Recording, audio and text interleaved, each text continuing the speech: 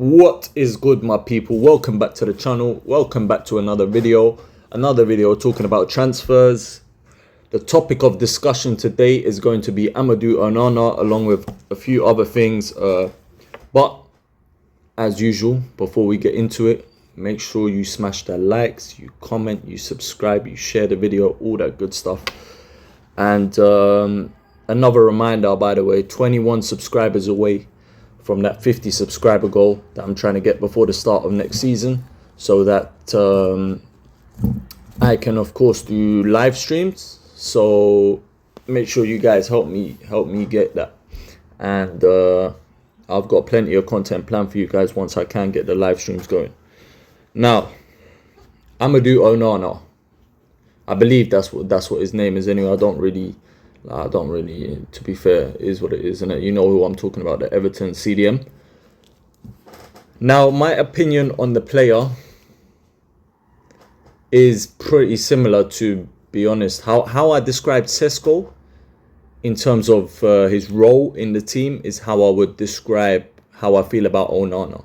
It's kind of like if Onana is the backup option, I'm all for it, bro. If instead of bringing on the likes of El Nene and Fabio Vieira and these kind of players, bro, if we're bringing on Onana instead of them, the same way I was saying if we bring on Sesko instead of Nketiah, then it's not a problem. Where my problem is if Sesko becomes the main signing up top in the forward position and Onana becomes the main signing in defensive midfield. Because it seems to me that Arsenal seem to be looking to bolster the squad through reinforcing the bench players. And me personally, my approach to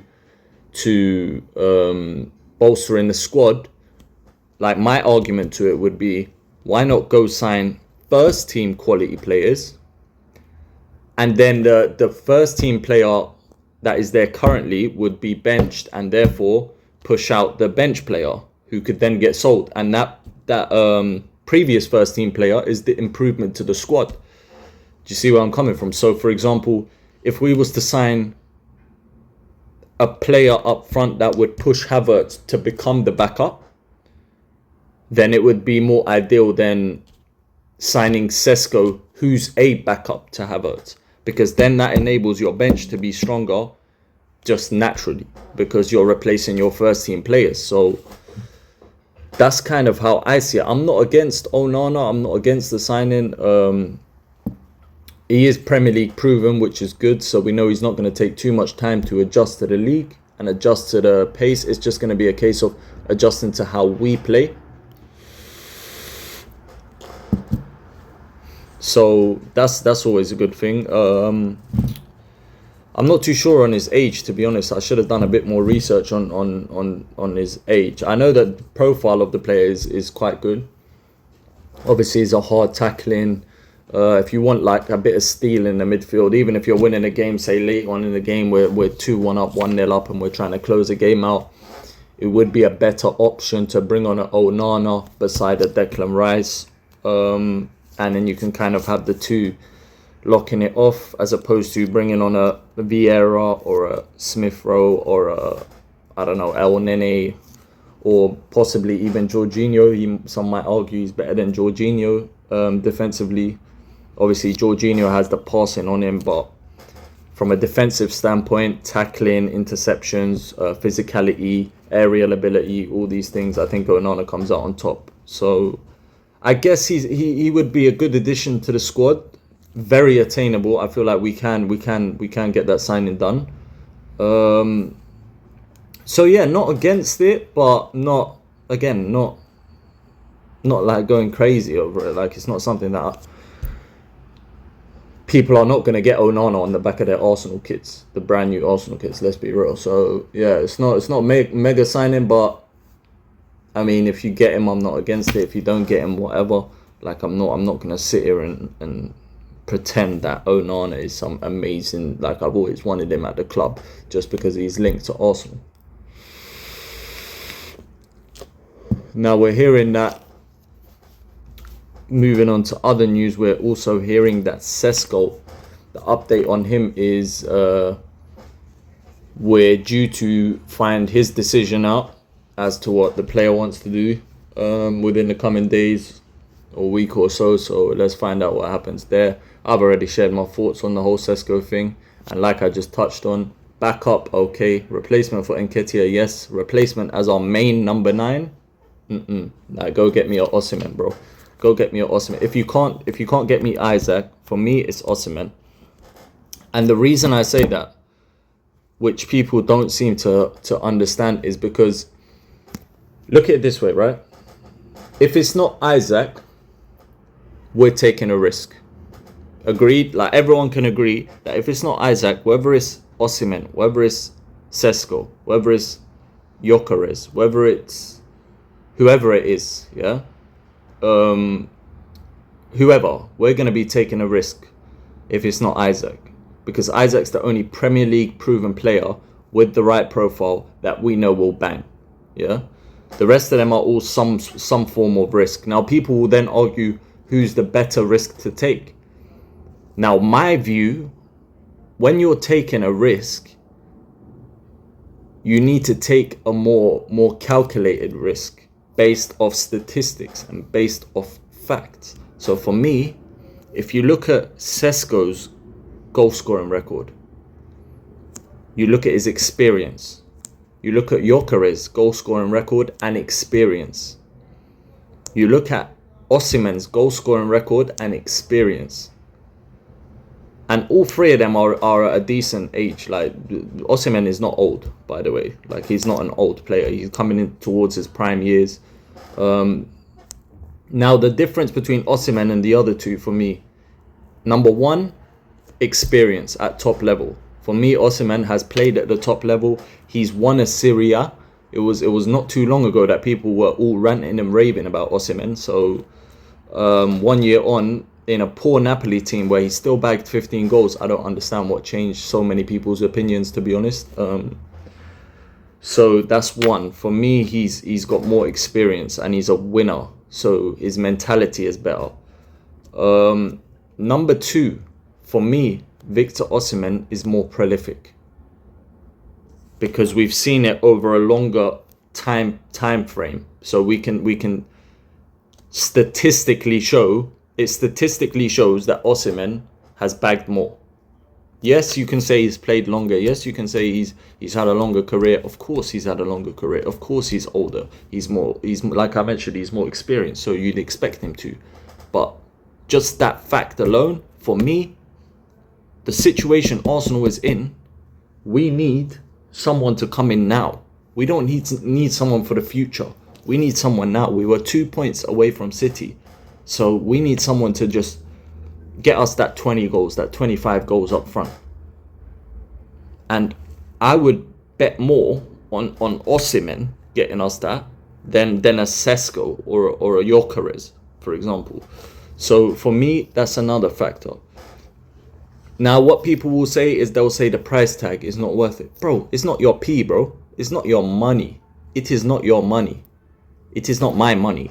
It is not your money. It is not the next door neighbor's money. It's no one's money. It's the club's money, bro. We all just put money into the club. When we buy kits and we buy tickets and we're going to games and all of these things, we're doing it so that the club spends that money back into the team. So I don't give a shit if they're spending 120 million, if they're spending 10 million, if they're spending £1. I don't care, bro. Just get the right profile and the right player. I don't care what you have to pay for it. So we need to stop this whole accountants thing. Like, everyone's an accountant online now. Like, chill out, bro. Do what you gotta do. Talk about the football, and that's it. Stop worrying about the finances and the this and the that and all this. And this guy costs 10 million more. This guy costs 5 million and £10 more. Like, who cares, bro? If he's the right profile, go and get him. So for me, Victor Osimhen is the more calculated risk. Now, that's not me sitting here saying to you, my main striker that I would want to get for Arsenal is Osimhen. No, I've just said it's Isak. If it's not Isak, and the options you're giving me are Osimhen, Gyökeres and Sesko, then it's Victor Osimhen. So, and a lot of people are going off, another thing is, another argument that I hear is the whole AFCON. And it's like, bro, are you seriously... Like, I'm old enough to know, I'm approaching 31 in a month's time, yeah? Bro, I'm old enough to know, I can name a whole leap of players that have had a crazy World Cup or Euros or AFCON or Asian Cup, and then they've gone on to be absolute dog shit when they've been bought, bro.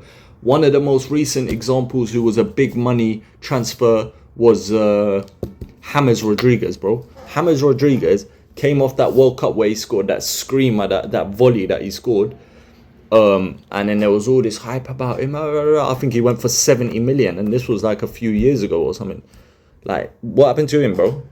He flopped. Then he ended up at Everton, flopped. Now, I don't even know where the Donny is, bro. He could be just playing in Sunday League for all I know, bro. I don't know. He just had one good World Cup. World Cup is literally 6 games or something. 6 games, bro. 6 or 7 games. Like, you cannot judge players from tournaments. So let's stop this. Osimhen was not good in AFCON. Okay, we understand. He didn't have a good tournament. So what? So many players didn't have good tournaments, bro. Does that mean they're all bad players? It don't work like... Football doesn't work like that, bro. So allow the reactionary thing. For me, if it's between Sesko, Gyökeres, Osimhen, you get Osimhen.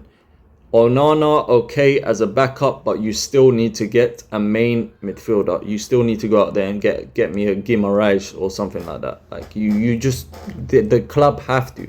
We have to. We cannot be penny pinching. And if we end up this window with the amount of outgoings we're getting rid of as well, so we're going to raise quite a bit of money with the Smith Rowes and the Nketiahs and these kind of players. So even Ramsdale and Tierney and all these guys. So if you bring me Onana, Sesko,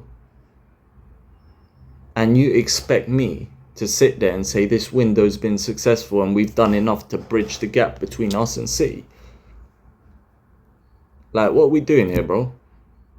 What are we doing? Are we a big club or not? Let's act like one. If we are one, let's go out there and make the big signings. If they flop, they flop.